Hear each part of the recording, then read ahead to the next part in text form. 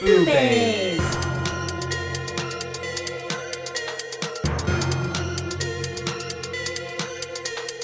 BooBaes.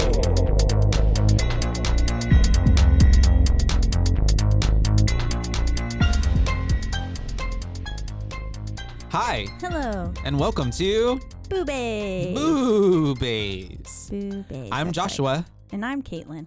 and we're here to give you a hell of a good time. A hell of a good time. But We're going to raise some hell. We are. We're going to hell. That's right. Today we're going to be talking about Hellraiser, 1987. British supernatural horror film. Directed by Clive Barker and written produced by. Produced by. Based on Barker's 1986 book, The Hellbound Heart. Hellbound Heart, Mm-hmm. which was going to be the original name, but then they said, that sounds a little too lovey-dovey, so how about no? But it makes sense because this entire movie is literally The Hellbound Heart. Yes. But the second movie is actually called Hellbound. Yeah. The sequel. Mm-hmm. So I thought it was really funny. I was reading about it, and it said the studio decided the title sounded too much like a romance and asked Clive Barker to change it. Barker offered Sadomasochist from Beyond the Grave. Doesn't quite have as much of a ring to it. Mm-hmm. And then it says, which was rejected for the overtly sexual content. He ultimately opened the floor to the production team to offer up their own suggestions, and apparently prompting a 6-year-old female crew member to offer up what a woman will do for a good fuck. A 6-year-old? A 60? Oh, 60. Yes. I thought you said 6-year-old. I was like, damn. What has a 6-year-old been through? No. No. First words. Yeah. So all of that. It's 1987, right? We said that. Mm-hmm. It's a pretty cult classic, I would say. I feel like a lot of people nowadays are like, you know, Hellraiser is like one of the like a Freddy, like a Nightmare, like a Jason, like, you know, who's the other one? Freddy, Jason, Michael. I'm like missing someone there. Someone super important. Our favorite one. I know, but like, you know, especially with Pinhead, these are it's kind of just a very staple, and like even if people have never seen Hellraiser, you know what Hellraiser is. Yeah. You've at least seen Pinhead. You've seen the mask during Halloween at like the stores and everything. Yes, exactly. It took 6 hours, roughly 6 hours, to apply all the prosthetic makeup for Pinhead. I believe it. I mean, this whole movie is the special effects, practical effects. The practical effects are hella good. It's really good, you know, for 1987, and them basically just doing everything, you know, themselves. Some of it was pretty gross. It was, yeah. We even start off with it kind of, in that area. We have Mr. Frank starting us off in the movie.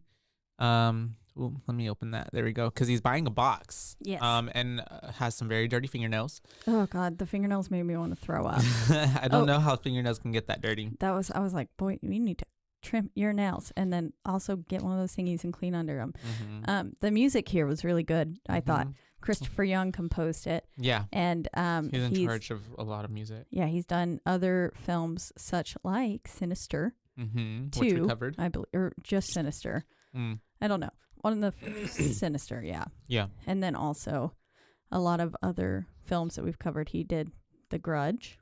Ooh, I didn't know that. Yep. He also did Guillermo del Toro's Cabinet of Curiosities. It just came out.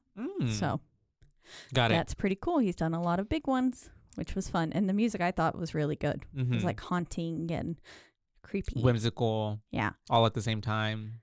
Because it is kind of a love story. It is. You know, essentially. Yeah. Also, he's a fucking prick. Yeah. Special effects to Bob Keane as well. Or shout out to Bob Keane, who is the special effects, makeup design, and all that. Yeah. He really stuck his foot in it. Because like we were just talking about, it's an iconic look. So to have done that, I mean, that's a pretty huge deal. That's a legacy. Yep. And so we have Mr. Frank. He's buying a box. What's your pleasure, Mr. Cotton? From this undisclosed person that we don't know his name, or their name. But anyways, we end up panning to Frank being in some candles that are set in a square around him. They're all lit. The way he said, "Take it, it's yours." It always was very like cryptic. Yeah, and then it makes me think, because especially how the ending ends here as well with another person. Yeah, I don't know who that was, but the next victim. Yeah, it was. Also, was that dude a shapeshifter? Was he the dragon? The dragon at the end. The guy who is selling the box, because he could obviously shapeshift into the homeless person. True. So it makes me think that he takes on different forms just to go and retrieve the box and then do it again to someone else. Yeah, possibly. I like that idea. I say yes. But yeah, he ends up taking the box. Like you said, he's in the candles. And he's looking pretty fine. Oh yeah, he's got a nice body, got a very pretty face. Yeah, and he ends up. It's basically like a puzzle box, magical puzzle box, and he does just the right little finger movement on it, and it starts opening up, just like pussy. Legs. Yes. Okay. And so we have these little blue lights that come out of the box. It's very. That's the one. That's the one thing that I don't like about the whole movie, as I think it could have done without the little electrical blue. And it wouldn't have dated it. Much, that's true. It could have gone away without using anything at all. Yeah, just have it open. And even the blue lights like creeping in from behind the wall holes. I don't know what that is. It's like floorboards, but on the wall. The cracks. Yeah, the cracks in the walls, I guess. Yeah, and that blue light looked really good. Yeah, and it did. It was like, oh, something's here. And then those little things started going around, and I was like, it gave very 80s film. Yeah, it did. And I feel like it also, so I know Cenobite isn't Cenobite Crunch? Yes. No, but Cenobite sounds like something technological to me. Just that idea. Yeah, even the bite part of it. Yeah. I think that's probably what makes me think that. And Make a bite, trilobite. Yeah, and I feel like the little electrical blue light things going, were kind of indicative of that.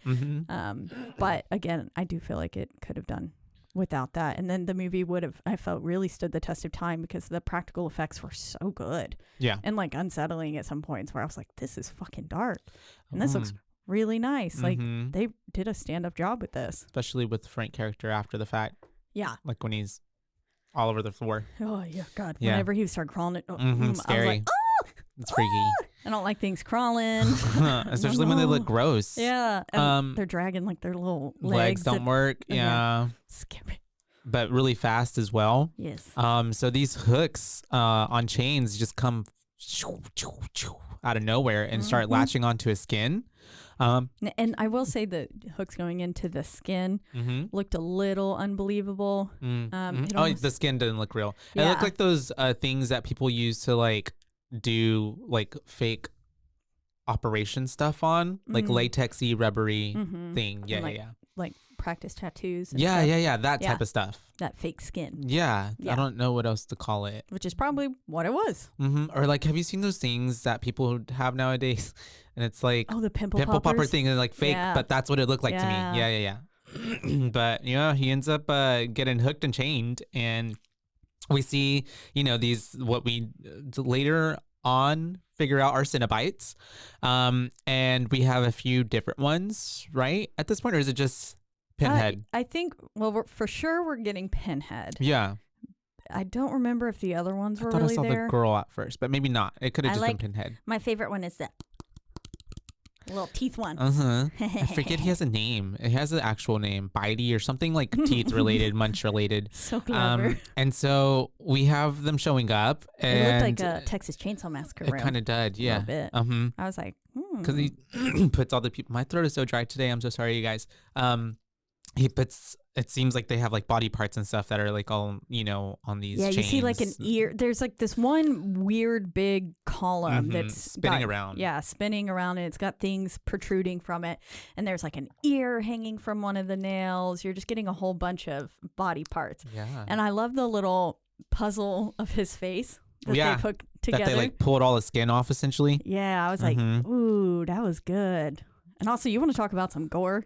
Yeah, it was pretty gory. Some fucking blood, and you're gross. Getting body like, damn. This man has been absolutely destroyed. like into pieces. Yeah, literally, like with barely, you can't even tell that this was really a human until you start putting all together. Because there's no like, here's a leg over here. Like it's like he exploded from the inside out. That's a really good way to put it out. Yeah, that he exploded. Yeah. And at this point, we're like, okay, he's dead. He's dead. Like that's dead. But it doesn't really give like any explanation. It's just kind of feel like it's a very shocking way to like get the audience in on like, okay, what the fuck is going on? Is happening? Because then we turn totally like 180 to like a couple coming into a house, and they're obviously scoping it, trying to like they're moving in. Yeah. Essentially, we have Larry trying to convince Julia that like we should move here. Like this was my childhood home. Yeah. And why did they have to come back? I forget. I don't even think we get an explanation. He got a job. Okay. That I think was better for him. And then, he's basically trying to convince her. She's like, the moment she walked in, she was like, smells damp. And I was like, well, yeah, there's mold in the corner behind you, and then water damage. The whole house is dilapidated. Else. Yeah. They didn't even really try to fix anything. I was like, y'all need They were just living there. These walls are like half done. Holes. Yeah. I'm surprised y'all were able to walk through the house and not fall. And we have him just kind of talking about his brother, who he mentions, Frank, emotionally unattached. Oh yeah, because he's kind of just basically ragging on his brother, shit talking him, and that he wanted to sell this place after the old lady died, as in their mom. Yeah, and then Frank was like, "No, we can't." Yeah, and then now that Frank's been missing for 10 years, I think is what something it is. Like that. It's supposed to have been a long time. Then his explanation was like, I don't know, he's in jail or something somewhere. I don't know. I'm like, okay. I mean, I there are some dysfunctional families that have that much just of a no talk, no connection whatsoever. Exactly. Yeah. And he was like willing. He was like, well, we're just gonna get rid of all this shit anyways. And she was like, isn't half of it Frank's? And he was like, I don't give a fuck. Yeah. And he basically was just like, which she's already kind of showing like some interest in Frank in a way that like, or not interest, but like she seems to care about Frank, even though it seems as if she doesn't know who Frank is. Yes. Yeah, that's what she's playing on. Yeah, because the way he's describing Frank to her, it's as if she's never met him. Yeah. Which I was like, did Frank not actually show up to the wedding? Did he just fuck her on her wedding dress and leave? That's what I was wondering. That was savage. He did when he laid her down on the wedding dress. Yeah, no, that was savage. But that is weird. It was the night before, at least. It was the night before. I don't know. That's weird because remember, Frank, when he introduced himself later on, when he first sees her, he's like, aren't you going to let me in? Yeah. I'm Brother Frank. I came to your wedding. Yeah. I think he was saying, I'm like came here for your wedding. Oh. I think the wedding was about to happen. I don't think they were technically married yet. Okay, and gotcha. That's why I think, because whenever they started fucking, makes sense. The wedding dress was there. And I think she had it laid out to get in the next day, essentially. So anyways, we do have them scoping the place out. She's looking around and goes off screen. We do have Larry going into the kitchen, and there's like maggots and flies and roaches because there was like food left out. And it just looks really gross. It's like not even just regular, it's like intentional almost, it seems like, or maybe because there's evil in the house, it's just like it's just super rotted. And there's just maggots and all these roaches. You really and stuff. Dislike maggots, right? I don't like maggots. Yeah, I don't know anyone who does. Yeah, but they're gross. Whenever this scene came on, I was like, ooh, Josh must be hating this. Yeah, I mean, because it was nasty. They were just everywhere. It's just, I don't know. I guess because I know it, like they're little fly babies, right? It just seems really gross. I just couldn't imagine them being like all over me, like people do for Fear Factor and all that. Oh yeah, hard pass. No. It's like they're like little mealworms. Yeah, kind of, but slimy. Those little worms that like when you're a kid and like digging in the ground, and those like that's mealworms, the puffy white ones. You know what I'm talking about? Oh. They're like huge. Grubs. They're so disgusting. I never found a grub. That's like some Lion King shit. So disgusting. Well, I mean, eat them. Yeah. I know what you're talking about. But like the baby white grubs, I don't know. Baby white grub. Ugh. Well, all the while, as you're finding a picture of the grub, they look like this. Oh. Disgusting. Oh. Yes. Do you know what that is? Okay. Yeah. Oh, they're one of two species of scarab beetle known as the June beetle. Yeah. They turn into June bugs? That's what turns into June bugs, I guess. Yep. What? June bugs are pretty scary I hate too. finding those because I would dig in the dirt a lot, and yeah, this is what they would look like. They would like okay, yeah, I've seen those, and they're squishy, and they would freak me out. Squish, squish, squish. I would find earthworms. Oh yeah, cut them in half. How to eat fried worms? Nuh-uh. Oh, I've never heard of that. Weird book I had to read. People would really fry them. I mean, people do that in some other cultures. It was just like a children's book. Don't feed someone green eggs or something like that. Yeah. Or don't give a moose a cookie. Or mouse a cookie. Yeah, all of those. A moose a muffin. That's what it is. Yeah. Why did muffin and moose but not mouse and cookie? Yeah, you know what I mean? Like why couldn't it have been mouse and magazines? I don't know. Don't give a mouse a magazine. He will read it all day. And then he'll eat it and make a bed. Don't give a mouse a musical instrument. Boop, boop, boop, toot, toot. But there's a lot of religious iconography throughout the house too, and like a lot of this honestly reminded me of Carrie in some parts because of just like all the weird, like that light up Mother Mary on the mantle. Oh yeah. Like going up the stairs, right? Yeah. Yeah, it all just kind of reminded me of. It gave me Carrie the religious vibes. Stuff that was, and the house itself, like and all then whenever wooden the house stuff. started that's kind of, true. I was like, oh, this house is about to get sucked up Carrie style. Yeah, it is. And so we do have what's her name, Julia, upstairs. She ends up finding some stuff. She sees that what's his face, Frank, was essentially squatting. Yeah. But she doesn't think it's, I think she knows that it's Frank, but when she calls Larry up, she's like, was someone squatting? And then I guess he goes out, but that's whenever she like looks at the picture, like she finds a box and she sees that there's pictures in there of Frank with other women like having sex. People. Yeah. And then like some of them are in masks. Yeah. Right? It's very. I thought someone had a mask on. Or maybe it was just super dramatic makeup. I think there wasn't a mask. Oh. But dramatic makeup. It gave like BDSM and like stuff, although his clothes were on. Maybe that's his kink. Yeah. I mean, a lot of BDSM, like if he was like the master kind, could be in a suit. That's true. I'd be down for that. And so that's whenever we do have her stealing the picture of Frank, that just is more of his face and not necessarily the sexual stuff going on. Yeah, so like the only one where he's looking right into the camera. And she's being a little sus right now. She's being a little suspicious, a little bit odd, I would say.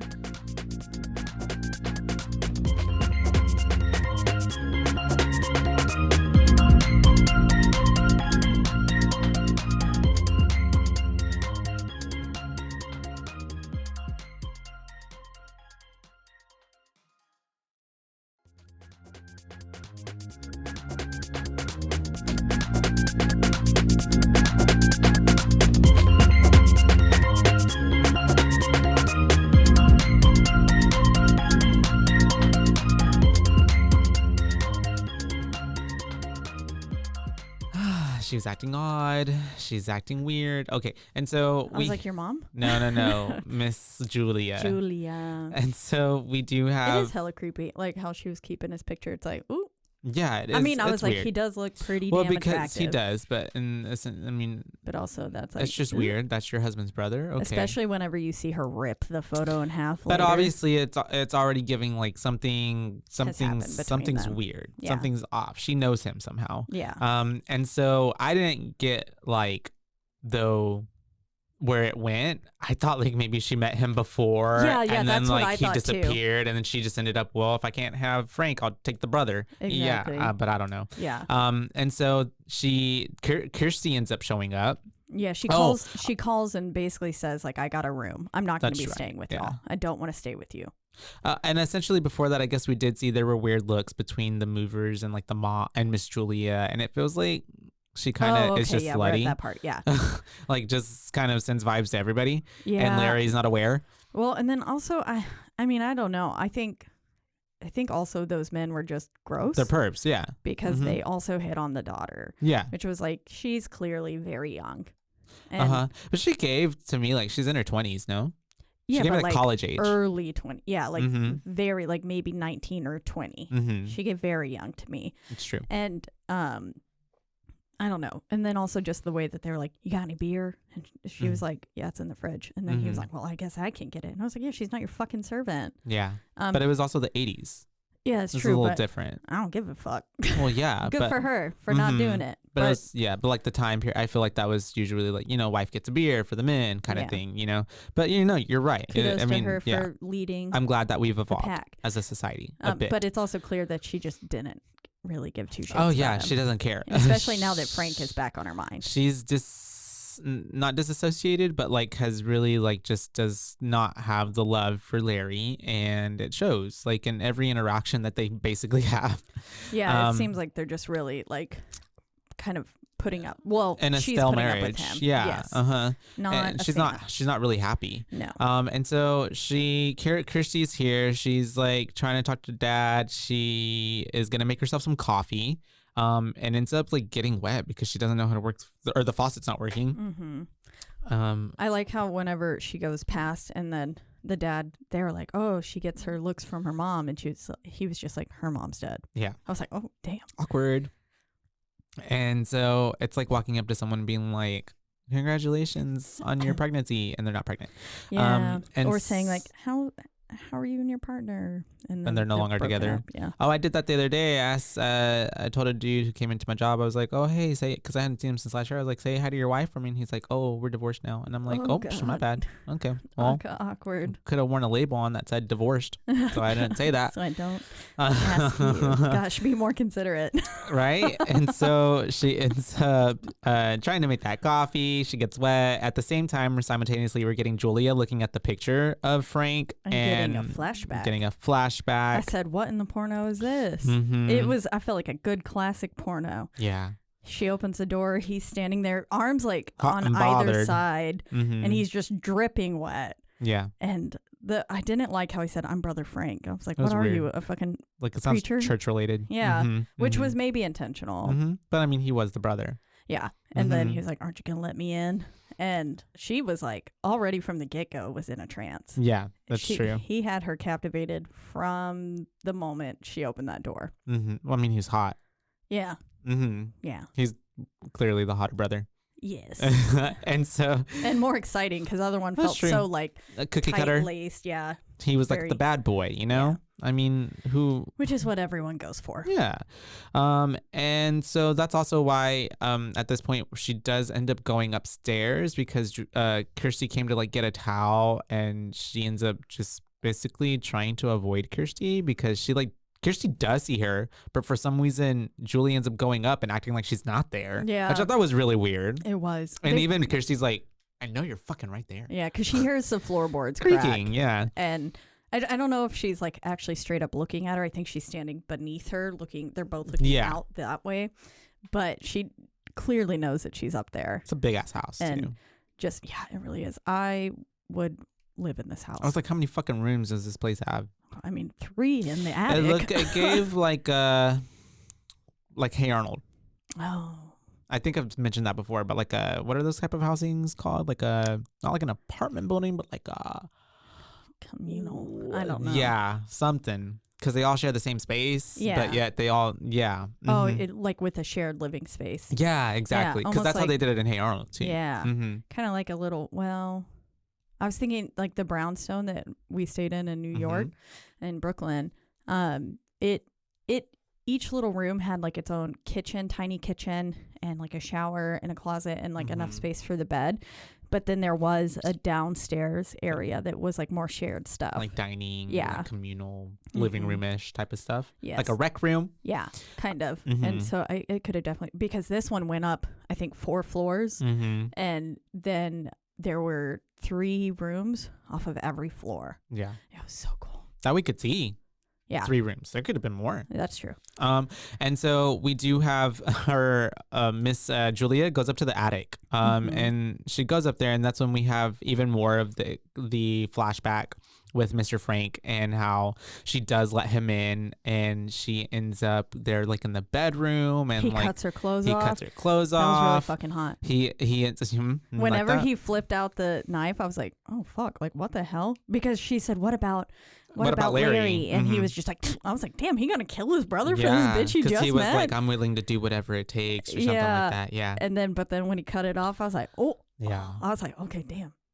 That's badass. Damn, that's really good. And so... Okay, Andrew, if you're listening, get a knife and cut off Caitlin's clothes. Okay. And so we then have her go. We see the whole affair happening with Frank. He lays her down on the wedding dress, like we said a while ago.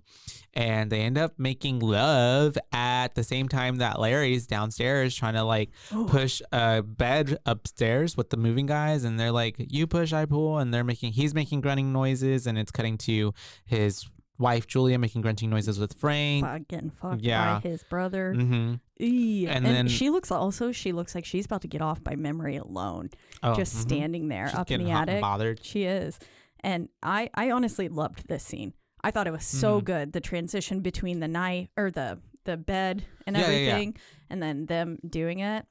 Have I ever seen anything like it ever? No, and it was good. And then and in the anticipation of seeing his hand get closer to that nail, I was like, and then it happened. And then he gets his hand sliced, which is pretty deep because, and he does have like I forget what it's called, but a phobia of blood. And so as he's trying to make his way upstairs, you can already tell he's trying not to look at his hand. He's like already kind of like, he's definitely woozy. Yeah, he's about woozy. To pass out. And he's telling Julia, like, look at it. You know how I am with blood. And as he walks into the room, we do see that his blood is falling onto the floor and it's hitting the floorboards. And it's like very dramatic because we hear like the splashes as it's hitting. She gets a fucking, I don't know where the fuck she got this little tissue from like nowhere. She just like goes to the side and just like, oh, there's bandage, there's tissue. I wonder if it was the same towel that what's-her-face was. I don't know. But she would have had that. Right? Kirsty would have had that. Yeah, but I don't know. Did they make it down the stairs at that point? I don't remember. Maybe not. Kirsty or Julia? No, Julia and Larry. No, they're in the attic. Okay, they're still in the attic. They're still in the attic room, and because more of his blood is falling, and that's whenever we do see that the floor drinks it up. Very like and smart it seems house. to go kind of it centers around the nails as well. There's a lot of nail imagery in this movie, which I also could lead back to the cross. It's true. And then also he was Pinhead. Nailed. Boom. Yeah. And so we do have this like heart underneath the floor. Yeah. That's really cool. Coming to life. And it gets awoken by the blood and you just hear like the heartbeat and then it fades to, or it doesn't fade, but then it goes to, them coming downstairs. And that's whenever Kirsty, I keep wanting to call her Christy, but her name's Kirsty.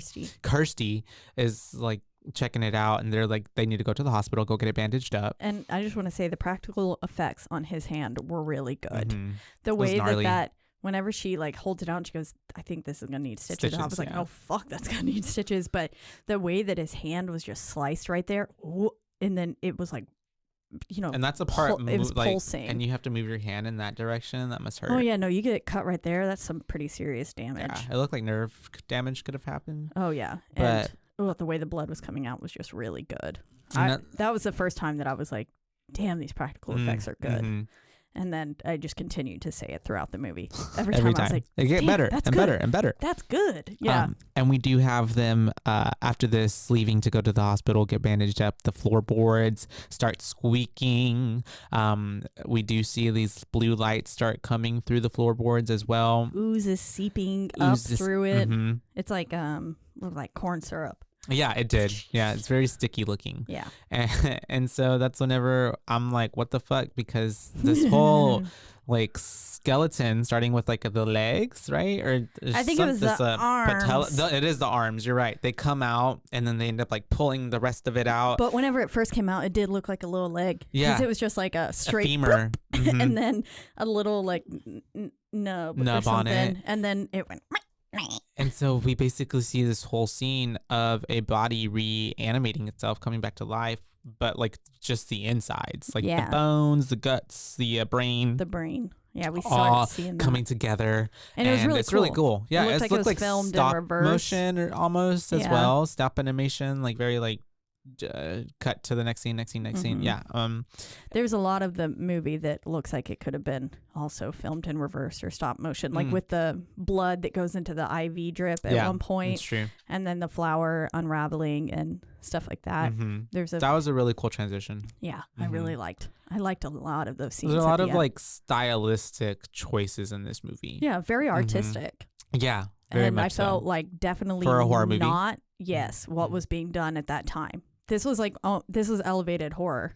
Whenever and that to an extent, and Clive Barker like talked about that a lot because they wanted this came out. One of the facts I read about it was cool.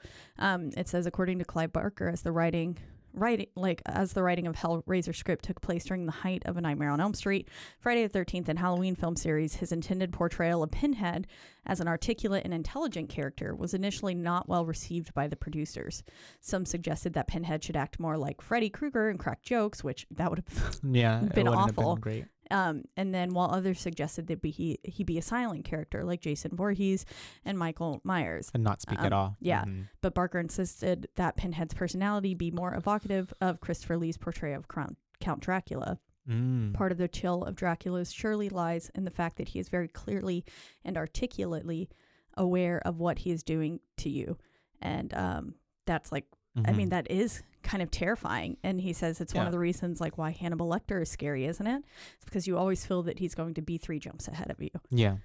Which I was like, that's really good. And yeah, it does make him that much more terrifying. Because it's also, like you said, he is aware of what he's doing. So like, it's just he wants to do this. Yeah. Yeah. It's dark. It kind of takes the like the fantasy. Well, it is super fantasy. My bad. It takes the, Michael, Freddy, the jokes, especially with Freddy, like it can take you out of the element of like, well, this is a really freaky, scary, horrifying thing. Like there's no levity, there's no comedy to like really, make it lighthearted at any way. No, it's just like, this movie's just dark. Yeah. It's just dark. And it's like, but like also in a way that's like really beautiful. That makes sense. Definitely. Yeah. Beautifully dark. Like the dream sequence with the girl with Kirsty and the feathers and stuff. Yeah. Also Texas Chainsaw Massacre. Oh, yeah. I feel that. That scene was fucked up and beautiful. I loved it. I was a big fan. And cutting after to his recreation, Frank, we do cut to a dinner scene. And it's, Larry and his friends. We do have someone who is Kirsty's age. What's his name, Steve? Or I don't remember. Something like that. All I know is I was like, ew, why did this kid eat that cigarette? And so whenever he like flipped it into his mouth, I was like, yeah. We have him kind of putting on the Mac talk with Miss Kirsty. Somehow he poured a drink in her cup, but he's like, and it seems like when it's shot that he's right in front of her, but he's literally like catty cornered to her. Yeah. Did you ever notice that? I think it was the dad. I think it was his dad pouring that drink into her cup. But they were putting the camera on the boyfriend? Okay, got it. Yeah. Okay. Because I think you see him like kind of offer it, and then they like flash back to everything that's happening between her and the boyfriend, because then she's like, I won't be able to stand up. And then he was like, well, lay down. Which is really weird to say in front of someone's father. Parents. And then all the men started laughing, and I was like, oh my God. But Butterball Cinnabite. Oh, the Butterball. There's one. Sorry, I'm trying to look for his name. Oh, it's okay. It's not like that detrimental to the story. Yeah. And so I think it is Steve. Miss, that's what I feel like. I'm recalling Steve for some reason. But this is the picture for Steve. That is definitely not Steve. Not Steve. And so we do have Miss Julia excusing herself from Chatterer. Yeah, that's what it is. We do have Miss Julia going up to the attic once again after she's like excused herself, and like she ends up like saying goodnight to everybody super sweetly, but just like looks at Larry like, hate you, good night. Not good night to you. Yeah. Good night, but also fuck you. And so as she goes up to the attic, she hears this heartbeat in the room. It's surrounding her. And something kind of gives me that she was supernaturally like drawn up there at that moment as well. Yeah, I think consistently she's drawn up there supernaturally because she feels Frank's presence. Yeah. And so she ends up getting spooked by fucking Frank, who just kind of pops out, and he's really gross looking, obviously, because he's like, you know. Yeah, you see some rats eating his gunk, and then you pan over, and his little body's like on the floor, and he's just like, blah, blah, blah, and he's just like, don't look at me. Don't look at me. The way he said that so many times, I was like, yeah, ugh. I'm gonna look, boss. Yeah, and so you can't tell me not to look. Now I'm gonna look. She's just like freaking out because he's just telling her, don't look at me and you're gonna help me, and she's like, who the fuck are you? And he's like, it's Frank. Can't you tell? Brother Frank. And so she is pretty rightfully so terrified. Yeah. It's like a good depiction though of like she's really fucking spooked, but she's also like, oh fuck, this is Frank. Yeah, so she's like entertaining, like not just running away. I know, essentially. I thought, I was like, damn. Yeah. I hope she don't die in this moment. No, I was sitting there. Fuck him. Yeah, because later on, whenever he touches her with his really little bloody hand, I was like, and she like kind of puts his finger in her. I was like, bitch, this is gross. But I mean, a human with no skin. Yeah. But essentially sex, so you do lick the insides of people. That's true, but yeah, it feels different. It's gross. More gross when it's just like a fleshy. It's basically just Mr. Krabs without a shell. Yeah. Just this little like squishy, or like a turtle. You see, he looks very much like those things in a science class that represent like the muscular system in a body. The muscular, and then we get the cardiovascular. Once she's killed one, you see his little blood veins and stuff. And he says his nervous system comes back. Yeah, because he's in so much pain. But we do cut back downstairs to Miss Kirsty. Excuse me, sorry. She's drunk and heading upstairs. She's had a little too much. And that's whenever we do have, for some reason, I put Julia is acting suspicious. Yeah, because basically he is saying, like, as she's stumbling upstairs, we flash back to Frank saying, the blood brought me this far. You have to heal me. And then as, like, you see her kind of being like, okay, so like we're going to have to give you more blood. And then we see, you know, Kirsty getting closer up the stairs, further up the stairs. And at this point I was like, damn, is she going to kill her own stepdaughter? That's what it gave. Like it really did. And then she kind of like blocks her from going up any further too. And that's why she was being like acting hella suspicious. She's acting really, really like on edge. And so that's whenever we do cut to Kirsty with Mr. Steven. I guess they went out or something after the fact because they're hanging out and they're kind of talking. And going back to her place because she doesn't live there. That's true. And this is where we get our first encounter with the person, the creepy the hobo man guy watching. Sorry, he might not be homeless. I'm sorry. Now, you know, he is credited as the derelict. Oh. What does that word mean? I don't know, but I feel like it's probably not a good word. Derelict. Like a in poor condition as a result of disuse and neglect. Okay, yeah. Like a vagrant type of situation. Is that what they're trying to like give the derelict? Okay, yes. A person without a home job or property. Gotcha. So the derelict. A homeless man. Yeah. Which I don't know in what is the correct term to refer to someone who doesn't have a home. Yes. So we're going to say creepy man. Creepy man. He was creepy. Because regardless of home or not, he's creepy. That's true. If he had a house, still would have been creepy with the without a house, got a house, no house, creepy. Anyone was looking at me that way and then came in and ate a handful of bugs. Oh yeah, that's true. Fucking creepy. So he ends up. They walk past him. She like kind of really gives a glance to this dude, and they like lock eyes, and he does have pretty eyes though.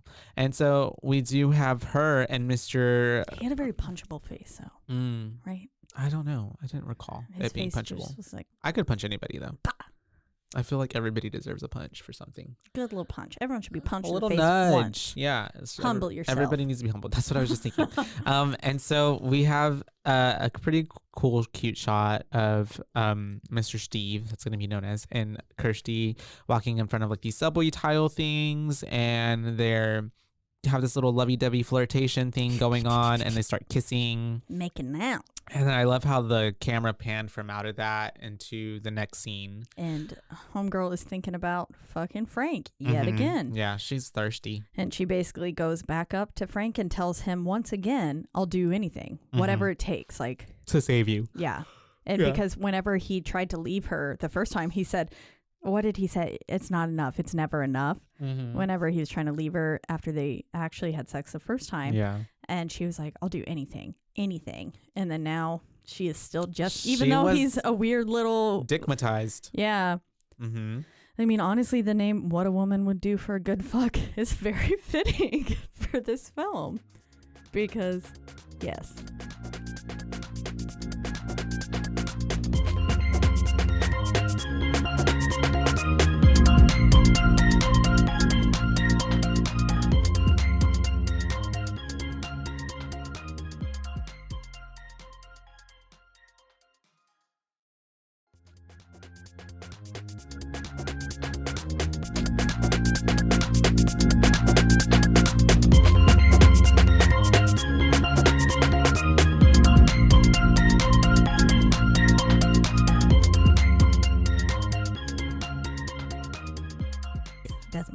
This is my favorite part. So after all of that shenanigans with Miss Julia talking to good old Gooey Frank, we have Gooey Frank Kirsty having this nightmare. Yeah. And this was such an awesome scene. She walks in and there's like feathers everywhere. At first I was like, what the fuck is happening? And then I was like, oh, it's a dream sequence.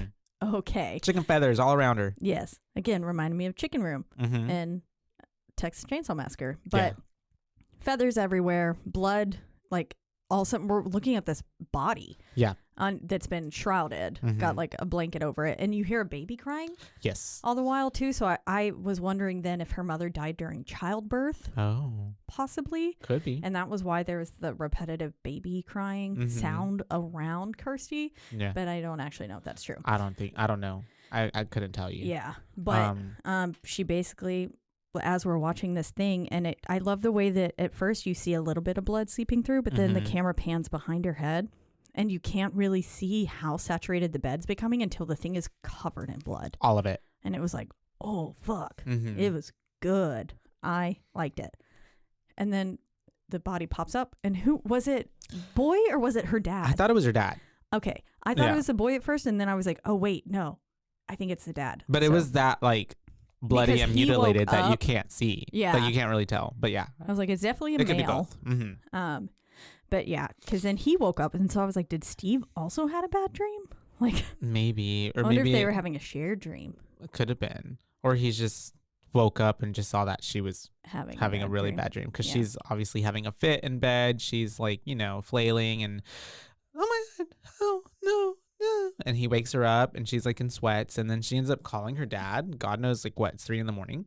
The way that whenever she was just looking, like her eyes were focusing on boy Steve, the way that she just goes, Daddy. I was like, damn, she calling him Daddy? And then I was like, oh no, she's gonna go call her dad. But then at that point, because you didn't think that was her dad on the dream, like I already knew, like she woke up, like she's worried about her dad. Something's happening to her dad. Yeah. And I think because at that point too, maybe she's getting this other sense of like, dad's gonna get hurt in that house. You know? Something's wrong with Julia. She clearly doesn't. She can feel that the bad Julia presence doesn't like. Yeah, and maybe it gives that her dad. It gives that her and Julia never even got along. Yeah, throughout the whole movie, and so we do have her calling dad, and dad's just like, I'm okay, I'm fine, like don't worry about me. And we do have the mom it's just Frank upstairs, and he's all slimy. Yeah, Frank's like kind of moving from the attic. He's looking down as like Larry comes back up from answering the phone, and he's just saying it's just Kirsty, like she had a bad dream and stuff. And then she was like, okay, but Frank's just like kind of watching over them. And he's like, Kirsty. Yeah. Which was creepy. And so that's whenever we do have Miss Julia at a bar. And she's giving her, throughout the whole movie too, by the way, Julia's outfits, she's eating. She had like really nice, like 80s businesswoman. 80s, like, style. Power woman. There was one point in the film where I was like, I feel like she's attractive, but the 80s also weren't doing her many favors. That I could see that. With her hair and makeup. The hair, the makeup. Because her body was snatched. Body was fine as fuck. Yeah. I was like, okay, I get it now. Why these people are like, she's hot. Because with her face, I was like, there's just too much. Well, and she never, yeah, sure. Yeah. And I feel like with a more relaxed hairstyle, she could have been much prettier. She did have very like strong features. Very much so. And like, I guess what you just said, and the way that she acted throughout the whole movie, it just gave very like bitch vibes, resting bitch face at all times.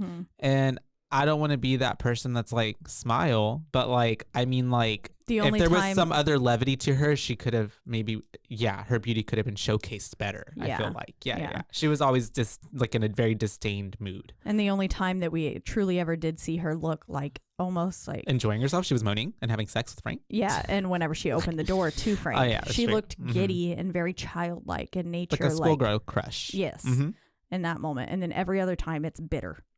Which is very bitter. Not a good look for anybody. Yeah. Yeah. You look like you're constipated. Yeah. And smells so bad. She ends up meeting this guy at the bar. He's really ugly. He's really ugly. He gives her a little pickup line, and then she takes him home. And I kept like, ugh. Ew, the whole time because he was saying the cringiest things. Like don't tell me you fucking changed your mind. I was like, bitch. Yeah. And then I was like, this motherfucker deserves to die. Kill him. This is before the Me Too movement. And so, but like men are always assholes. Men still do this to this day, Caitlin. I know. Men don't take no for an answer. I was thinking about that as I was driving home because I feel like I just had like a playlist going and an artist came on who I'm pretty sure had some sort of scandal and allegations and stuff against him. And then I was like, ew. I was like, ew, people still do this. Not me jamming to the song, knowing you're Oh, I changed it. Whatever it is, but and so she ends up bringing him upstairs, of course, because that's where Frank is. And before they can like get to it, well, I mean, it seems like foreplay because she's like making him take off his clothes. He's like, you do the same. And that's whenever Frank pops out and he freaks out and he's like by the door, right? Or that is a different guy. Yes, that's a different guy. My bad. But she does hit him in the head with a hammer. Yes. And then hits him again in the jaw and like makes his mouth be like blah blah. Yeah. And he's dead before he ever sees Frank. That's true. He's already on the ground, and he looks pretty bad. The special effects are pretty cool. Practical effects. I really liked him there. They're practical, not special. My bad. And I'm not even a fan of people getting hit in the head, but I loved that it did not give me a close-up look of the hammer hitting his head, but then afterwards the way his jaw was just like open, gross, and awesome. They did a great job with it. And Frank comes out and he's like, dinner time, and he's like, don't look at me once again. He drinks him like a little wait, no, that's later. It's the second guy that he drinks like a little straw. And so because this one we don't necessarily see because she goes out of the room. He's doing his thing. And that's whenever we do have... I called him Little Frank. Little Frank, aw. Little Frank crawling over. Little baby has his first steps. Because remember... Oh, that's true, because he was all like... the way he moves. And so after that, she goes back in, and the body's like basically a prune. Like, you know, it's all up. And it has been sucked dry. Yeah, and so she ends up... Looks like some beef jerky. Been sitting there, but also bloodied. And it's so crazy because at the same time that she's trying to like clean up, Larry's getting home, and so she just essentially moves one body to another room, which I'm like, what? That makes no sense. So she just moves it to like the room across the way. I was just like, damn girl, what do you plan to do with that? Like, she was like, I'll get it later. I was like, she's like that. In her bra, her like doesn't have her top in her on. Negligee. Yeah, and this is where she goes back in. And the first time that he was like, Frank was like, because he's slightly more formed now, and he's able to fully like stand up. And he's like, come here, damn you. I want to touch you. And he says, come to daddy. And then he grabs her boob. Yeah. With his hand. I was like, ew. And she ends up getting out. And she is trying to like slip away from Larry because he's going up the house. He hears her, obviously. And so he's trying to find her. She goes into this restroom and she's just, trying to clean herself up. But it also kind of seems like she's just kind of got a thrill out of the murder in a way. Like she got off on it somehow and getting off on Frank. And she's like, my boobie just grabbed by him. And so she ends up, telling Larry through the door, the restroom. She's like, I'm feeling sick. And I love how she's like, aw, babe. And he's, trying to be nice. Can I do anything for you? And she's just like, no. Brandy would help. Yeah. And I was like, I don't think Brandy's going to help with you feeling sick. Yeah. But okay. And then maybe he's like a hot toddy. I don't know. But she ends up going back up there. He's talking to her and he's like, I need more bodies. I need more blood. He says one more, maybe two. Because I think this is when he said he's hurting. Yes. Yeah, and his nerves are like coming back together. And he says the Cenobites. This is where we get, I think, the first word and mention of the Cenobites and their name. And he says that he needs to get away because they're going to come back for him. The moment they realize that he is gone, they're going to be back. And then Larry's like coming up and he's saying like, Julia, where are you? And then Frank says, poor Larry, obedient as ever. Mm-hmm. And then the way that I think he grabbed her again and he says, it'll be like love, only real. And I was like, gross. What? Yeah. Like love, wouldn't it just be love then? No, just like he can't ever feel real love. Yeah, no, he can't. There's at one point in the movie where I was like, girl, he is using you. Mm-hmm. And then whenever she gets dead, I was like, yep. Could have told you that. This guy's toxic. He is bad news, sweetie. Mm-hmm. He's a cowboy Casanova. That's right. Pinhead's really Carrie just Underwood. And that's true. There's another artist I like that has a song called Casanova. Oh, yeah? It says Cowboy Casanova in it as well. Really? Yeah. Mm-hmm. Anyways, not as well known as Carrie Underwood. I mean, she is America's Idol. It's true. Number 7 or something like that. Yeah. I don't even know. I was like, which one did she? I remember voting for her. Yeah? Yeah, I would call in. Yeah, I never voted for anybody, but I remember people voting. Yeah. I would like religiously call in. I mean, the only idol that matters is Kelly, though. That's true. To BH. That's true. But, okay. Never mind. Okay, so we're at the animal store and we're with Kirsty now. She's at work. Obviously, there's like some bitch who's like trying to speak with the manager, and she's like, well, he's not here right now. Something was happening with her bird or whatever. I don't even know. It was a lizard. I wasn't paying attention to her because at the same time we have the dude who she saw earlier come in, creepy man, and she ends up like trying to like she dismisses that lady who was talking to her, and even the lady's like, well, what the fuck? And so that's whenever she goes to the dude and she's like, what are you doing in here? And he just like starts to like grab all those crickets from the enclosure that they're in and just starts eating them. And I love how she's like, stop that. Don't do that. Oh my God, get out of here. Yeah. And she's just like, ugh. Yeah, And so she does get him to leave. Which was surprising. With just her words. Considering that. But yeah. He like walks away so creepily and slowly, like, yeah. And she's just like following behind him, looking very like grumpy. Yeah. She definitely was a little put off by the way he was eating those crickets. Yeah, I would be too. Anybody eating crickets? No. And then we cut to Miss Julia getting another dude back into the house. And she kills. This one happens much quicker. Yeah, very fast. We don't get no foreplay. We see him come upstairs. And then wham, bam, thank you, ma'am. And then that's whenever even he's like yelling at her, begging for her, like, don't let him kill me or something like that. And then this is the guy who gets sucked away like a straw. Yep. And Frank is getting like more and more put together. And I was so confused because then afterwards you see Frank wearing clothes and I was like, bro, why are you wearing clothes when you're still slimy? Yeah. Like, because nobody wants to see that. You just see it like seeping through the shirt. Yeah. And I was like, you also chose like an ivory colored shirt out of all the shirts. Yeah. You at least get something red. Something that would like not look like black. You're getting through it. Yeah. And so we do have Miss Julia being at this point, like you said that you would give me an explanation. You owe me an explanation, like why, what happened. And he starts to explain about the puzzle box and how the Cenobites made him experience, pain and pleasure and the most like whatever. Yeah, he says pain and pleasure indivisible. Like the most that he could ever experience. Yeah, all at once, which is what the Cenobites are kind of basically all about. It's just experiencing pain and pleasure. Yeah. Yeah. And he says it opens the doors to the pleasures of heaven or hell, which they come back later. And whenever Pinhead's like, or one of them is saying, some think of us as demons. Yeah. Others angels. Yeah. And so we do have her. Like, damn, that's basically a fucked up person thinking they're angels. Yeah. Angels in the Bible are essentially evil, like terrifying monsters. Yeah, they're not pretty, glowing. The demons are pretty. The like devil himself, Lucifer, like he's beautiful. Yeah. I don't know, but anyways, that's why we love it. We love Satan, and so he ends up getting watching the boxing. Oh yeah, because at this point we cut to Miss Julia and what's his name, Larry, and there's like, having downtime, and he's watching a boxing match, and he's like super into it, but he's like, if you don't want to watch this, we can watch something else. I thought you didn't like this. Obviously you're watching it, bro, and if you thought that she didn't like it, then why are you watching it? Don't put it on to begin with. There you go. Watch it on your own time. There we go.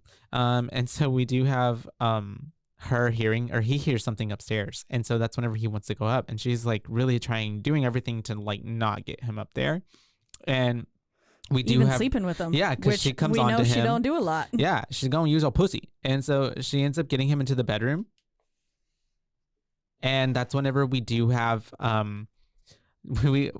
she's essentially trying to get him to not go to the attic, so she thinks she's in the clear. But once they do get in the restroom, we do see that the whatchamacallit, Frank is in there, right? Because he passes by. Whenever they get into the room. Mm-hmm. Oh man, and those poor little rats that got like there's some stabbed rats nailed to the wall. And they were so alive. They were like meep, and I was like yeah, poor things. But yes, Frank is in their room because they're like making out, and I don't know how neither one of them didn't at least out of the peripheral see that, someone walking hear past him. These floors are obviously very squeaky. Yeah. And he ends up in the closet, or like the boudoir, little what's it called? Lion, the Witch, and the wardrobe thing. I think it was a closet. Was it a closet? Yeah. Okay. And it had those slatted doors. You're right. You're right. Closet-y. And so they do very Michael Myers when she's in the closet. And so we do have them like, kissing and stuff. He's like all over her, and then we have Frank coming, and he's got that knife that he had from the flashback, and he has a rat in one hand, and she's just like, no, don't do it, no, oh my god, no. And I mean, I didn't understand why Larry wasn't stopping. Yeah. I was like, sir, how do you not? He was still just going on, and she's just like, no, please don't do it. I guess he never gets it, and he just like went feral red. Yeah, just went. She's even like, she says something. It's something to me like repulsing, or like something like not repulsing, but I can't stand it. Something like that. Yeah, because I absolutely can't like handle that. Frank is basically seemingly about to kill Larry, but he ends up just slicing a rat instead, like over the bed. And the way that you see the knife like moving through that rat's body before it like finally breaks the flesh and that flap and it was so gross. It was very gross. And just twisted. Yeah. That's fucking because there was no reason to kill the rat like that. Yeah, poor little baby. And so we do have Larry's like, 1 minute you are all over me, and the next minute like you don't want anything to do with me. I don't understand you. And he goes out the room, and that's whenever Miss Julia and Frank start talking again. And she's just like, I guess what's he saying? He says, I need more, right? Yeah. Yeah. And then I think this is where he says, but like, you don't even love him. Yeah. And she was like, I don't, but I can't let you do that. Yeah. Basically. Not him, essentially. So I'll get someone else. And so we do cut to Larry talking to Kirsty at some restaurant, and he's basically saying like, there's something off with Julia. Like, can you please come over and just like try to be her friend? And maybe she just needs someone to talk to because she's not leaving the house.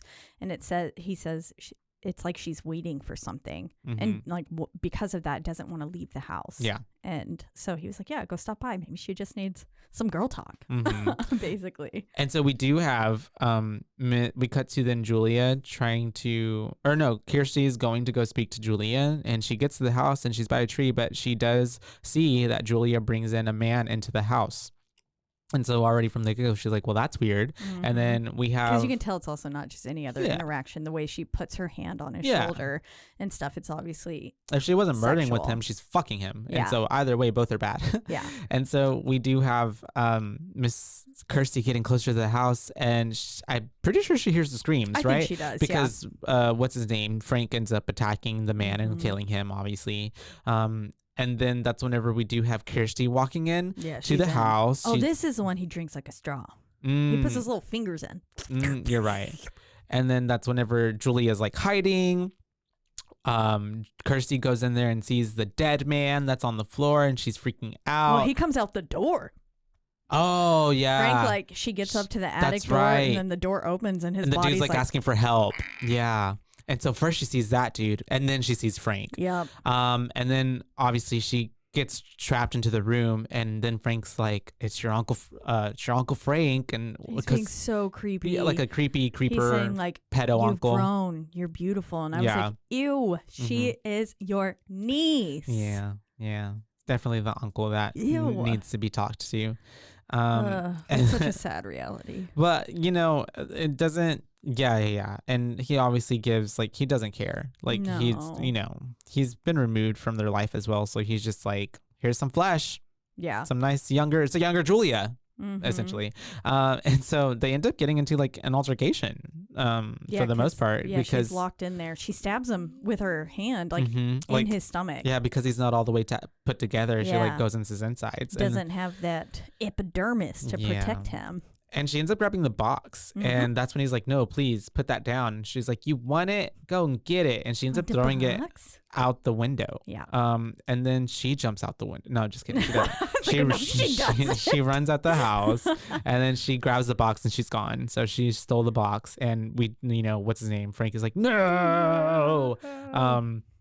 And we get her just walking in this blood-covered daze, and she passes these nuns, and I was like, shouldn't those nuns try to have helped her? Both of them were like, they're just judging her because she looks like she's been through it. It was the Sister Act nuns. Whoopi was there. Yep. And she said, we ain't got no time for it. I see that in Vegas all the time. Literally. She's like, we're going to end up like her if we don't, get into hiding. Yeah. And so that's whenever she ends up waking up, and she's in what I'm assuming is an asylum or like a mental institution. Yes, it didn't give normal doctor's office. No, it didn't. This gave some sort of institution. Yeah. Because she ends up there in the bed after like they're talking to her, like, can you please like recall what happened? She's like, I don't know. And this was where we got that first image of the flower opening. Oh yeah, because right. It was like it really transitions panned into that. in on this, just the image of this red flower opening, which also it kind of gave very creepy like uncle vibe, like with that and everything, like she was the flower that had developed in Frank's mind. Anyways, that's what I got. And then it flashed to the TV screen, and that's where you see the nurse watching that video of just the flower unfolding. And I was like, what? Why am I watching that? And because Clive Barker. And so that's whenever we do have her talking to them, and they give her the box, because he's like, maybe this will jog your memory. And so she ends up trying to open the box, essentially figure out the puzzle of it all, because they've locked her in as well. They basically were like, no, you can't leave this room. Like, sit down. You can't, because she wanted to talk to her dad, but she's like, they're like, no. And she was like, it's important. They were like, well, we'll decide that after we talk to you. The police are going to want to talk to you too, so just sit here and stare at this box. But of course she starts touching it, and it opens. She does like whatever to it, and it ends up opening up like a puzzle box does. And that's whenever you do see that like the floor and the walls, they start lighting up, and some Harry Potter shit. Yeah, because the opens this tunnel. Door essentially opens up. You're right, it is a tunnel. And what does she do? She walks through it, and there's like a baby crying from within. And I was like, why would you go towards creepy tunnel that just magically opened in the wall? I probably would too. Honestly, I'd be like, oh, what the fuck is this? It looks scary. I'm gonna go in. And so she does go in, and that's whenever she gets just not even that far into it. Well, it seems like it is a really far way because of how long she has to run back. That's true. So I think maybe it either the tunnel like as she's running back. Yeah. Or it just didn't show us her first.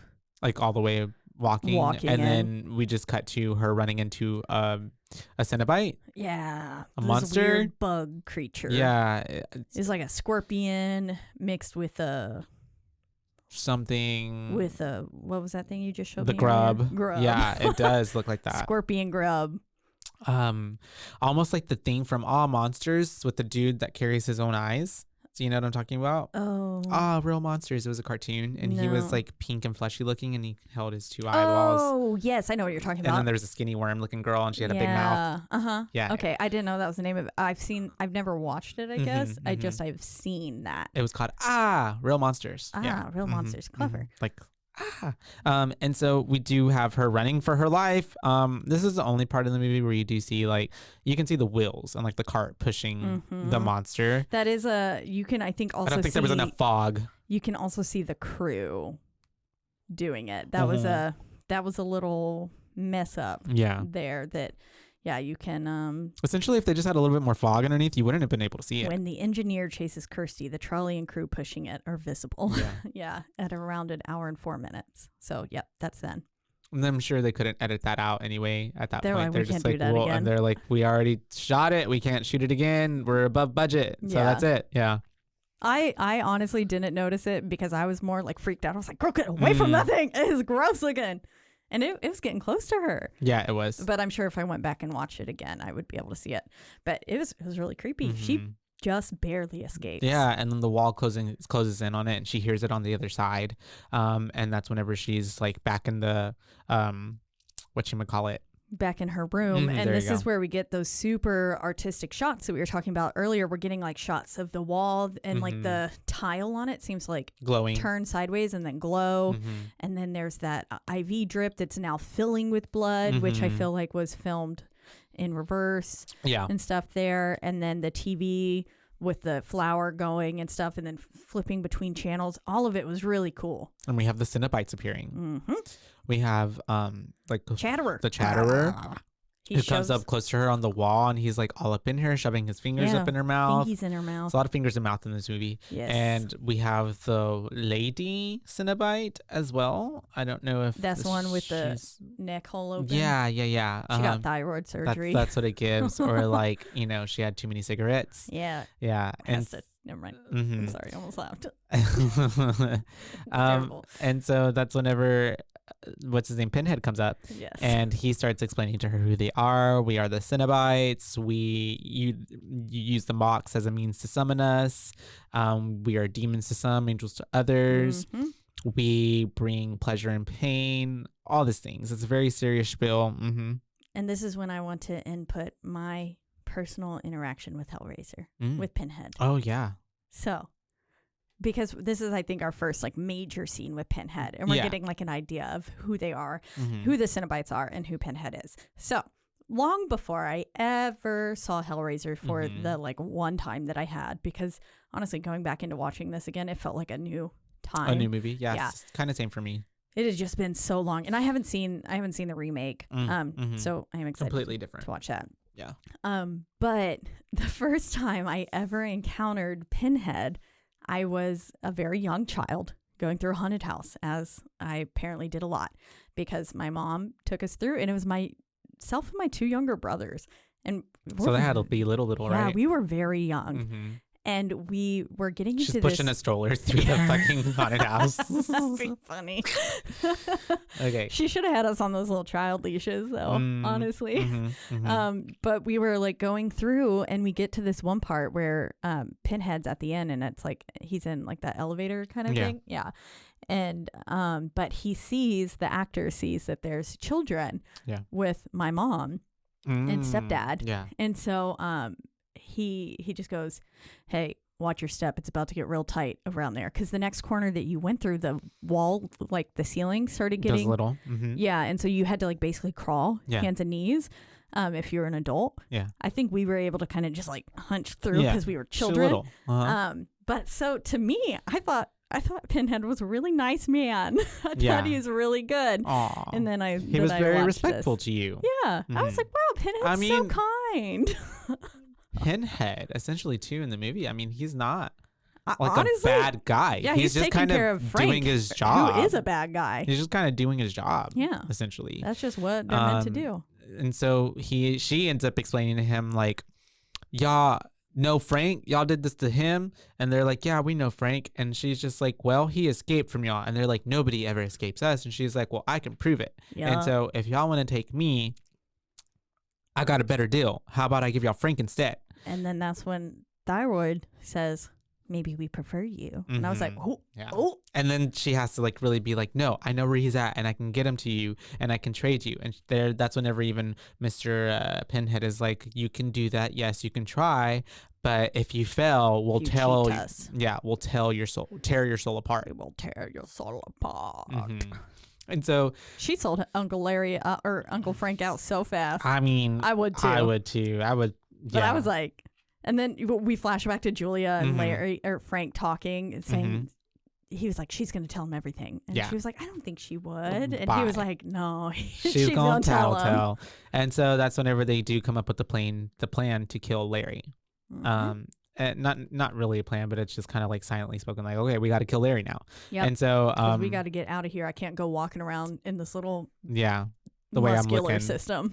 And we don't even get to see Larry's death, which I'm kind of like bummed out. Yeah. Because I'm like, oh, okay. Because then I'm like, oh, wait, it happened. Because I was also confused. And so, I mean, it kind of clearly, whenever we did see Larry later, I was like, clearly this is Frank's mannerisms. Yeah. And I assumed he's just like wearing him like a little skin suit. Yeah. Mm-hmm. But I don't know, like, because I was under the impression that Frank was snatching all these bodies and was gonna look like Frank again. Yeah, me too. Not look like Larry. And it just made no sense to me. Because also I feel like all of Frank's appeal was his body. Well, and that's what I meant. I was like, Julia must be pretty pissed off now that she gets has to Frank, look at Larry but forever. It's Larry. It's so weird, but yet she seemed happy about it. So I was just like, okay, this made no sense. Well, she got the best of both worlds, I guess. I don't know, but I would have still I would have wanted Frank's appearance and Larry. No, I just would have wanted Frank. Yeah. So she ends up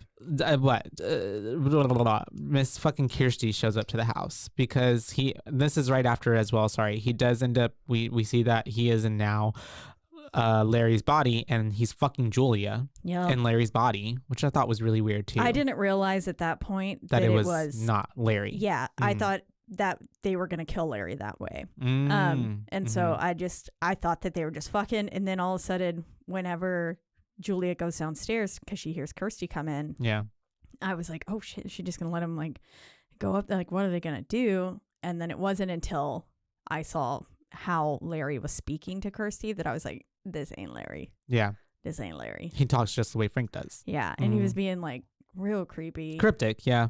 Also as well, because Kirsty's trying to talk to him, and then at that point I'm just like, how could she not tell that this is not her dad? But okay, because there was just a nice around the hairline was just blood.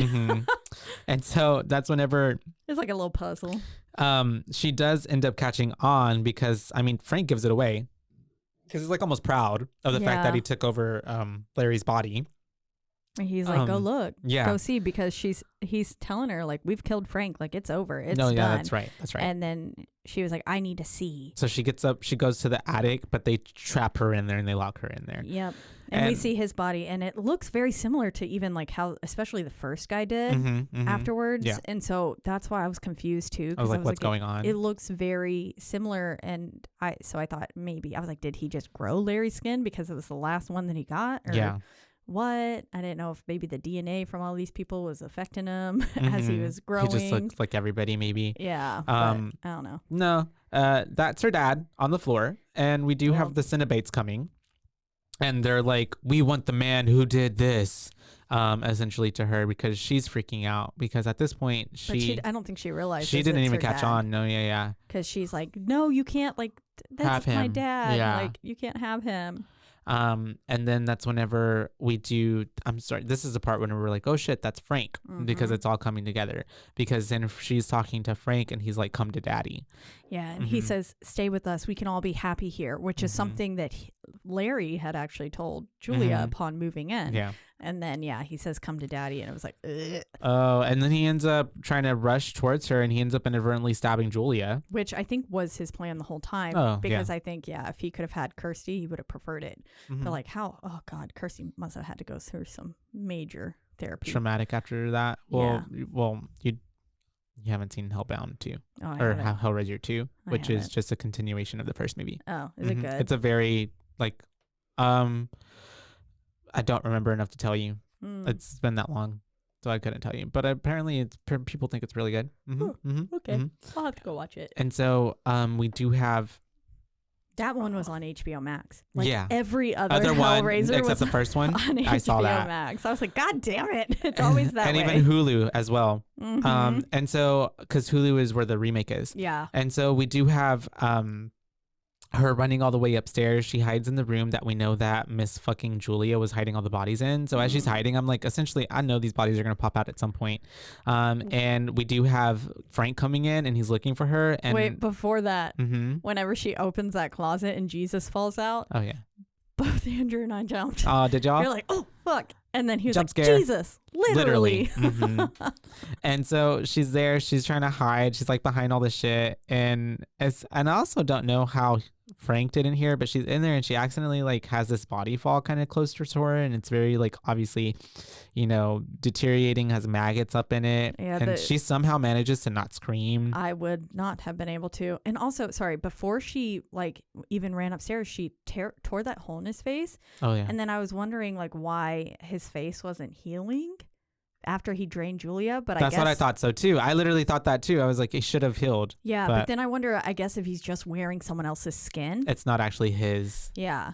That's true. But then true. I wonder like how much closer he got to being Frank underneath it. I don't know. Underneath it all. What a good song. And so we do have like Frank not hearing her make that body move, which I'm like, okay, how? But he ends up leaving the room. But she then immediately gets up, yeah, like a fucking idiot. And I was walks like, girl, out. do not what. And he ends up catching her. Mm-hmm. I think, are they back in the attic? Yeah, right? He pulls her back into the attic, mm-hmm. and then he says, "Your dear Uncle Frank is here." And then I was like, "Yeah, and so are the Cenobites." Mm-hmm. And then he tries to like kill Kirsty with that knife yet again, but they end up hooking him. Yep, they hook him and stop him, and they are just pulling his skin apart. Everything, yeah. And this scene, awesome. Mm-hmm. Whenever he was sitting there and just like with 5 hooks in his face. And this next part was actually, I guess, the only part of the movie that was rewritten. Also the 1-2 words that he says, they were ad-libbed. They were. Oh yeah. The script was actually supposed to say "fuck you," but they changed it to be "Jesus wept." Oh, did they? Yeah, that's what I read, but that could also be wrong. I was told that it was that I'm gonna have to cuss out Robert. Robert told me that the actor improvised that, but I'll tell him that he was wrong. Andrew Robinson convinced Clive Barker to replace the scripted line "fuck you" with the line actually shot "Jesus wept." Oh, well, that's the actor. Yeah. Okay, yeah. So then, I guess he did. Yeah. It was ad-libbed. Yeah. Okay. Like he was like, instead of "fuck you," yeah. Which Jesus also, wept. I get that there was like religious iconography throughout the movie, but also I was just like, that doesn't make sense. But okay. No, I felt like it was more like shock value. Yeah, it was a little weird. Yeah. But it looked really cool. Mm-hmm. And the way he was licking his lips too, which was like, ew, it's like he's getting pleasure out of this. And then they end up like just as soon as she closes the door just enough for us to see that he like gets ripped apart to shreds, essentially. And we think she's safe. And she's trying to escape the house, but she can't. And thyroid comes up. We do, yeah. And she's like, we're not finished with you yet, essentially. And so she ends up able to figure out a way to destroy the Cenobites, or not really, but like put them back in the box, because she's like doing it in reverse or something. Yeah, and she finds Julia's body like also chained up in the bed holding the box. That's right. And that's where Pinhead pops up behind her, and he says like, we have such high hopes for you, or something like that. We have such sights to show you. Oh yeah. And then that's when she turns around and is like, go to hell. And he's like, no, don't do that. And she sends him back to the box, and then she does it for other 2 of them, like the girl one, and then the muncher, what's his name? Chatterer. Teeth chatter guy. And she ends up trying to get out of there. Steve comes up, and he's like trying to help her. This was where the electricity got really bad too. Oh yeah. I was like, this electric when they're stuff zapping away hasn't aged well, as it like turned yellow and then yeah. And Steve comes in there to try to get her, but he's doesn't really do. He almost dies by Jabba the Hutt. Yeah, but before that even happens, it's funny because Jabba the Hutt gets like squished by, I guess, all the, debris rubble of the falling house, which I'm like, that's the only one that you don't have to put back, I guess. Yeah, I don't know. I was a little confused by that. Also, this felt very like Pokemon. Gotta catch them all. Yeah. Just put him into the Pokeball. Them in their Pokeball. And they end up, like you said, this is very Carrie style. They make it out, and the whole house is just like going, it's falling in on itself. Oh, wait, before she has. As they go to try to open that door, the bug demon thing. Yeah. Grub comes back in. That's not Jabba. Jabba was the other one. You're right. Yeah, you're right. Uh-huh. But it comes back in, and it honestly just looks like she's having a slapping fight. Yeah. Mm-hmm. That's pretty comical. For the longest time. And then you're just getting these like really intense shot of her eyes. And I think it even slapped Steve at one point. Yeah. And then she finally is like able to send it back. But it just was for the longest time. Like if you would have taken away all the other sound around it, I felt like it would have just sounded like. Yeah, it's very much like those music videos that they take away the music and then you hear like the person's shoes squeaking and like, oh yeah, dance break. Oh yeah, I did that. Oh, I look so hot. And so they end up making it out. The whole house is burning down. It's like somehow in little piles separated. And I was so confused. Also, I wish they honestly would have ended it with the door slamming shut. That would have been a like perfect cliffhanger ending. You don't really know what happens. I thought that would have been really nice. But yes, it's burning and there's like this one chair that's like fully still formed and on fire. And I was like, you're telling me that the whole foundation of this house is destroyed, but this chair, it made it. This chair is still standing. It's destined. It was destined for her to then throw the little puzzle box on it and into the fire, because I guess she's thinking it's gonna burn it away. And it doesn't, because we have the creepy guy coming. And she's just staring at him, and Steve's just staring like what's about to happen, and it shapeshifts out from. Well, he ends up reaching into the fire, he catches on fire, and I guess the skin suit melts off because it turns into this dragon. A fucking dragon. Yeah. I was like, what the fuck? Yeah, it turns into a dragon, and it just takes the box and flies off with it. And we do see it's on the table again. We have the dude who was selling it earlier, and he's asking the dude again, right? What's your pleasure? Or something like that. Yeah, he says, "What's your pleasure?" Sure, sir. Not sure. And it was a nice little bookend, and the way that after we had the box the first time, it panned in through the circle on the box, and then this did the same thing that it panned out with that circle on the box. We see Kirsty and Steve still standing there until the box forms, and then we're on that table again with that man. And what's your pleasure, sir? And that's the end of the movie. Roll credits. Yeah. Yeah, it was a really good little ending. I do, again, think it would be fun. This does very much leave it open-ended for a second film. Yeah. But I think also slamming the door shut could have been just a cool way to end it as well. And still be I think it still leaves it perfectly open for a sequel. Yeah. But. Because there's no real ending, essentially. Yeah, exactly. Yeah, I don't know how she. I think Robert told me this part of this. The second one is that, someone brings back Julia, and Kirsty somehow is roped into it somehow, and she ends up like, it's this whole stuff. Yeah. Fun. I'd be interested in watching that. Pinhead originally had a bunch of different names. They didn't really know what to call him. It wasn't until the second one where they came up with like, okay, this is his name. Yeah, it was basically like just a nickname that stuck because they were originally calling him. Doug Bradley's character was named Priest in the earliest drafts of the script, and ultimately became simply Lead Cenobite in the shooting script. Gotcha. Pinhead originated as a nickname for the character, and it stuck, and they began using it in the sequels. Makes sense. Clive Barker actually disliked the name, finding it undignified, and in his Hellraiser comic series produced for Boom in 2011, had characters refer to Pinhead as Priest. Oh, okay. So he tried to retcon that. Yeah, he was like, I can't let this. No. He hates it. Yeah. I think maybe because it wasn't his own name that he came up with. Maybe. Well, I guess maybe he could also like, I'm Pinhead Larry. No, I'm Dirty Dan. And nobody wants to be Pinhead. That's true. A Pinhead, I think, essentially had a really negative connotation from like the 30s, 40s. Dumb. Yeah.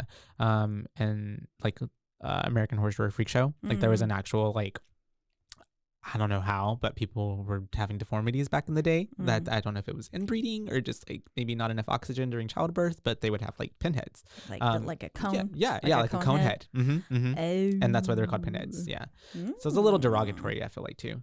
But priests don't make a lot of sense either. It does not. I mean, unless you're saying that sex is your god. Could be. And they are your angels. I don't know. But I would give it, if we're going into the booze, 3.5.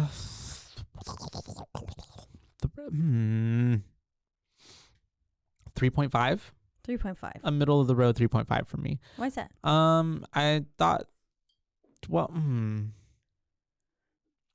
I'll give it a 4 solely because for its time the practical effects were really good. Yeah, that was the best like part of this whole movie. I was shocked. Was the practical effects and like how really cool and gory and like creepy things looked.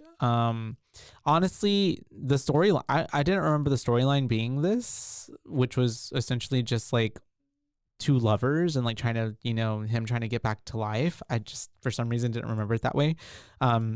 Even though I remembered like kind of the characters of, but it was so interesting to watch, honestly. It had a cool story. I honestly think too, it was a drama. That's what I'm like, it was literally a drama. Yeah. Kept you involved. It was also just dark as fuck.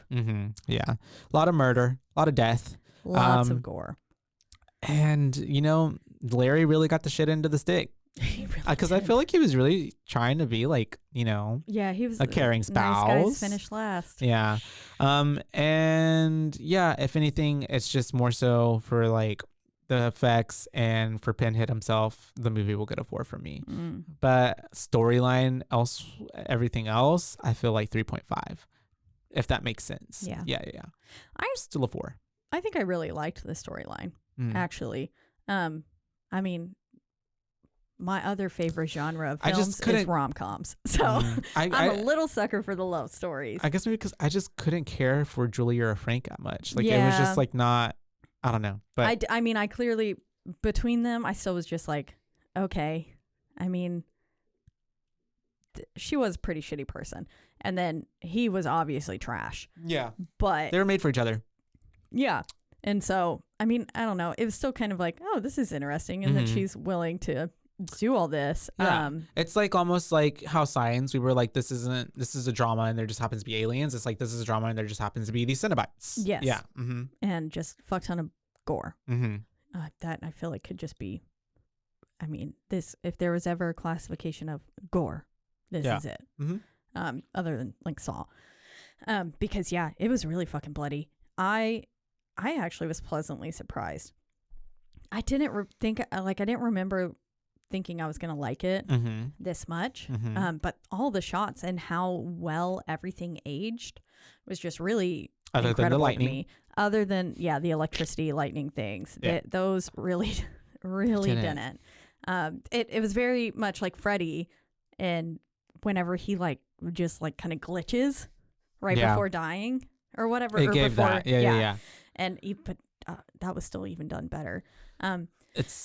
It really was like just not that good. Yeah, that was like everything else. So it made because the film, like, I think it was made with $1 million and it made 14 million in the box office. But I think it made 20, something like that. It made a lot. It didn't look cheap, and those lights make it look cheap. Yes, and it was almost like they knew how to do practical effects, but not special effects.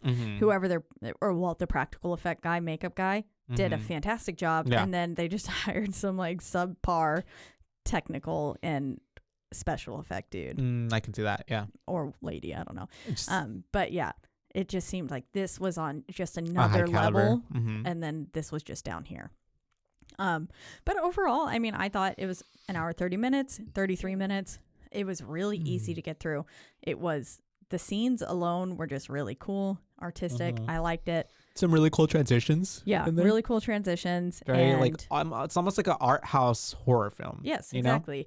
And then it also, I mean, the acting on some levels wasn't like my favorite, but it also wasn't terrible in the slightest. Yeah. So, I mean, overall, I think I would give it a 4. A solid 4. 4 boos. You heard that. So it's a solid 4 from the BooBaes overall. Also, I didn't know what the term Cenobite meant. I didn't know it has a meaning. Yes. It is a real word that means a member of a communal religious order.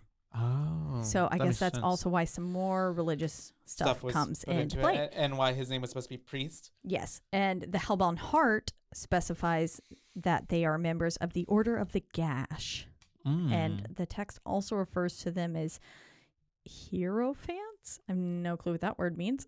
Sycophants, but hierophants. Have never heard of it. I want to look up on the web It is. A hierophant is a person who brings religious congregants into the presence of that which is deemed holy.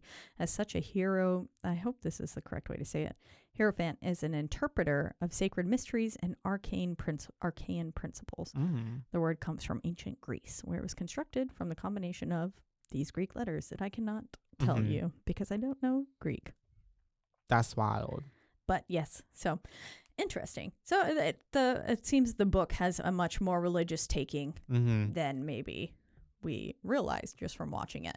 And I feel like maybe they could have fleshed that out a teeny bit better than in the movie to really make that point clear. Unless you're like going in knowing the word Cenobite, which I didn't. Yeah, no, I didn't either. And I'm like, who would really? Yeah.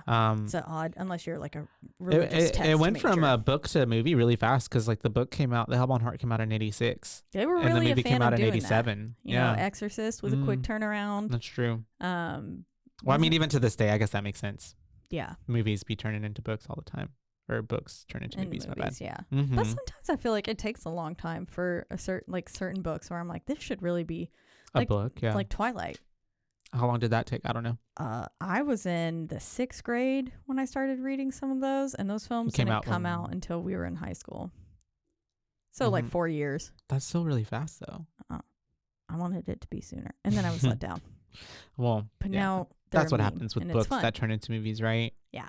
Yeah. Anyways, so interesting. There's so much. Solid 4 from us. Yeah, solid 4 from your BooBaes for 1987's Hellraiser. Hellraiser. And what will we be covering next, Josh? We'll be covering the remake for Hellraiser, which is Hellraiser. Also called Hellraiser. But I'm excited. It's on Hulu. So if you're listening to this and you want to watch it before you hear us talking about it next time, go do that. It's free.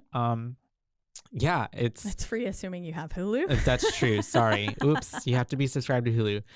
You need to start a free trial, but Lord knows we probably all have started a free trial with Hulu on 18 different addresses already. Yeah, for sure.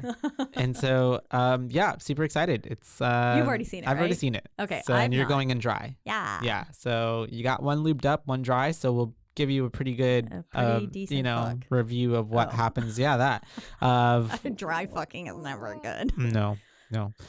So yeah, that's what's happening. That's right. And so if you want to listen to that or any of the other, well, as always, we're in the lovely Rogue Media Network studios. They always take great care of us. And if you want to listen to our upcoming podcast or any of the other great podcasts on this network, you can do so at roguemedianetwork.com. That's right. And then you can also find us on a slew of podcasting platforms, biggest two being Spotify and Apple. But wherever you do listen, don't forget to rate, review, like, and subscribe. That's right, because that's the only way we can get ahead in this world.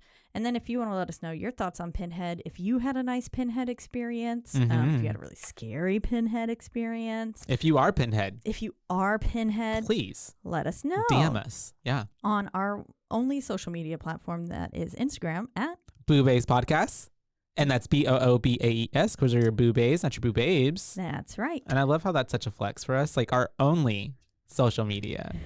What is a flex! A flex? No, it's like because it's so funny that it's like that is our flex. So you can only find us in one spot. Yeah, one spot. We're elusive. It's confusing.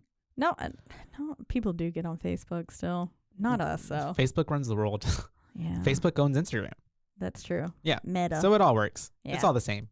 But anyways. I think, is that all we have for today? I think it is. It is. So until next time. Bye, bays. Bye, bays.